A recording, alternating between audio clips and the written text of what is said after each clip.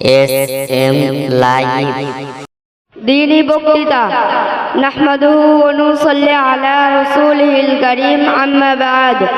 আল্লাহ তাআলা প্রত্যেক পিতামাতার উপর নিজ সন্তানকে ইলমে দ্বীন শিক্ষা দেওয়ার একান্ত অপরিহার্য করেছেন, যাতে কারো সন্তান সন্ততি নিজ ঈমান আমল ও চরিত্রবান হয়ে উভয় জগতে সফলতা অর্জন করতে পারে।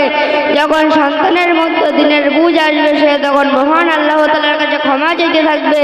হুজুর সাল্লাল্লাহু আলাইহি ওয়াসাল্লামের ওমর বাণী, মৃত্যুর পর তিনটি আমল ব্যতীত সমস্ত আমল বন্ধ হয়ে যায়। এক, সাদকায়ে জারিয়া; দুই, উপকারী এলেম; তিন, নেক সন্তান যে তার জন্য দোয়া করতে থাকে।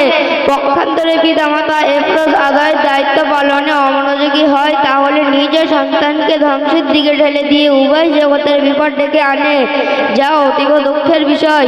বর্তমান সমাজের চিত্র লক্ষ্য করলে দেখতে পাবেন যে সন্তান শুধু অবাধ্য নয়, বরং পিতামাতার উপর শুধু অত্যাচার করেই চলেছে। আমরা কি একটু ভেবে দেখেছি এর কারণ কি? আমরা একটু গভীরভাবে চিন্তা করলে বুঝতে পারবো যে আমরা আমাদের বাচ্চাকে সঠিক শিক্ষা দিতে পারিনি। সে কারণে আমাদেরকে এর ফল ভোগ করতে হচ্ছে এবং আখিরাতেও করতে হবে। প্রিয় শ্রোতা মণ্ডলী, দুনিয়াবী শিক্ষার পাশাপাশি আপনার বাচ্চাকে যদি সঠিক শিক্ষা না দেন, তাহলে পরবর্তীতে তা সম্ভব পর হয়ে উঠবে বলে মনে হয় না।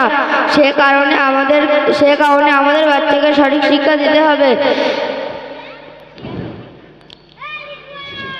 পরিচয় জানাই, আমার বলার মধ্যে কোনো ভুল ত্রুটি হলে আমাকে নিজ গুনাহ ক্ষমা করবেন।